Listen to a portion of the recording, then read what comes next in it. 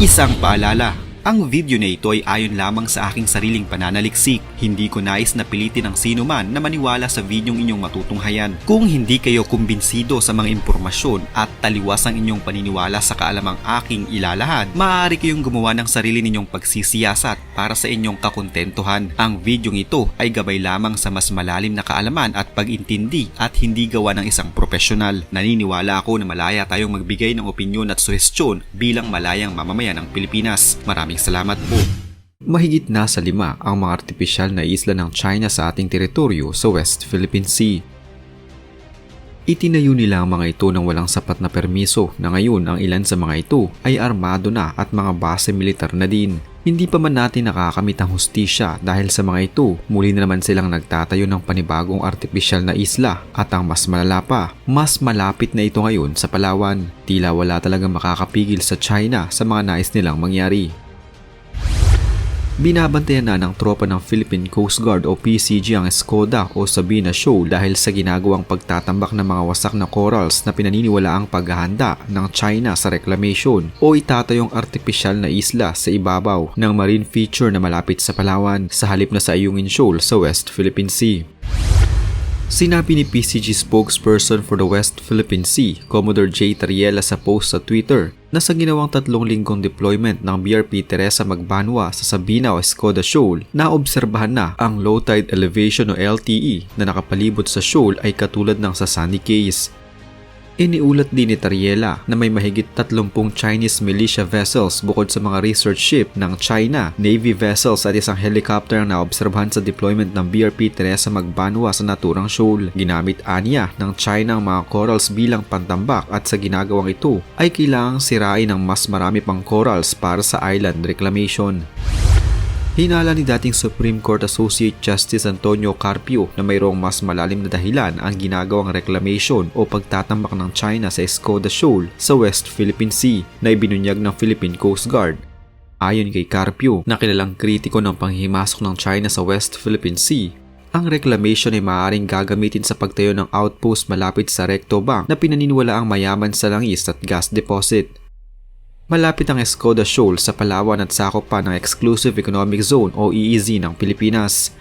Ang Recto Bank o Reed Bank ay malapit din sa Palawan at sakop ng EEZ. Malaking hamon aniya para sa bansa kung paanong makukuha ang gas deposit sa Recto Bank at lalong mahihirapan tayo kapag nakapagtayo ng outpost sa lugar ng China. Iminungkahi naman ni Carpio na dapat magsampah ng panibagong kaso ang Pilipinas laban sa China kaugnay ng pagsira sa Escoda Shoal dahil sa pinapagawang artipisyal na isla sa lugar.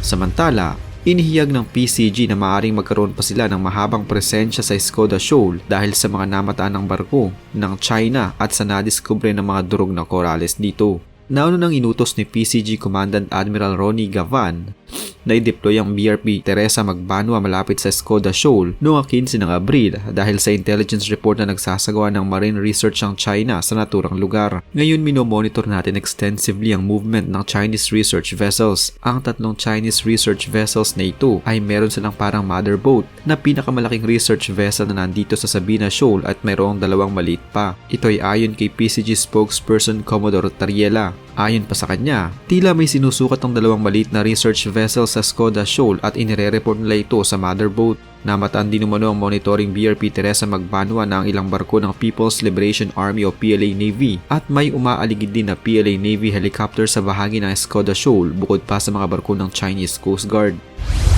Sinabi ng Philippine Coast Guard na itinambak ang durog na corals malapit sa Escoda o Sabina Shoal, kapareho naman nakita sa Sandy Cay.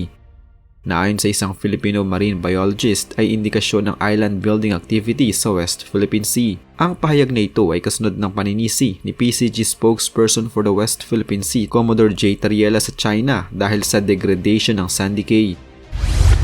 Ani Tariela, naglunsad na ang PCG ng rigid hull, inflatable boats para inspeksyonin ang low tide elevation for any damp crash corals. Ang deployment ng rigid hull inflatable boats, ani Tariela, ay standard operating procedure. Ngayon dahil sa resulta ng scientific research ng mga eksperto mula sa University of the Philippines na pinangunahan ni Dr. Jonathan Anticamara. Sa news forum noong nakaraang linggo, sinabi ni Anticamara at kanyang team ang low coral and fish diversity and abundance sa Sandy Cay.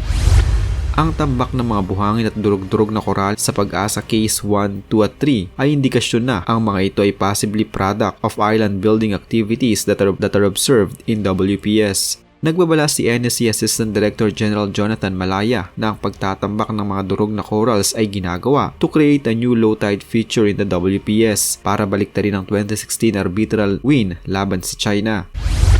Noong Setyembre 2023, matatandaan na nakita rin ang mga patay at durog na corals sa Sandy Cay 2. Kung matatandaan noong Marso nitong taon, nagsagawa ng mga pag-aaral ang ilan sa ating mga dalubhasa sa naturang bahura. Pero bago nila ito naisagawa, kalbaryo muna ang kanilang naranasan sa kamay ng China. Magsasagawa ng mas makabuluhang hakbang ang Pilipinas laban sa China dahil sa patuloy na panghaharas nito sa West Philippine Sea. Sinabi ni National Security Council Assistant Director General Jonathan Malaya na tinitimbang na ni Pangulong Ferdinand Marcos Jr. ang rekomendasyon na ibinigay ng Security Council sa ginanap na high-level meeting nila sa Malacanang.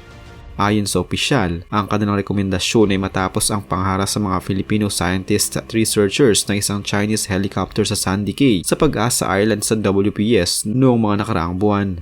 Sa kabila naman aniya ng harassment ng China, ay naging matagumpay ang marine resource assessment ng Filipino scientists sa Sandy Cay kung saan nanatili sila doon ng mahigit sa 4 na oras at nakapagsagawa ng scientific studies. Ilan sa ating mga kababayan ang nagtamo ng sugat at galos dahil sa mga tumalsik na mga corals habang binobomba ng China ang ating mga bangka. Matinding hangin naman ang ipinalasap sa atin ng kanilang Chinese Navy helicopter sa Sandy Cay 3 habang nagsusuri sa lugar ang BIFAR at mga marine scientists ng University of the Philippines Diliman Institute of Biology. Sa video na inilabas ng BIFAR, makikitang umaali-aligid sa malapitang distansya ang People's Liberation Army helicopter na may tail number 57 sa taas ng Sandy Cay 3 at 4 at minomonitor ang aktibidad ng research team ng Pilipinas. Ayon sa BIFAR personnel, natakot ang mga marine researcher matapos na lumapit ang helicopter ng China. 50 feet lamang umano ang layo mula sa ground sa loob ng 10 minuto.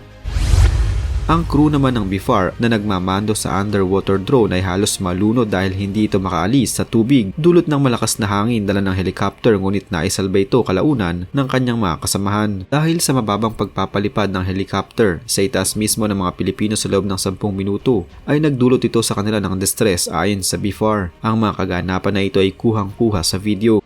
Sa isang punto ay napadapa na lamang isang miyembro ng BIFAR at nagtakip ng mukha upang salagin ang hangin mula sa LEC. Dahil din sa mga nagtalsikang mga corals ay nagtamo ng galos at hiwa ang ilan nating mga kababayan.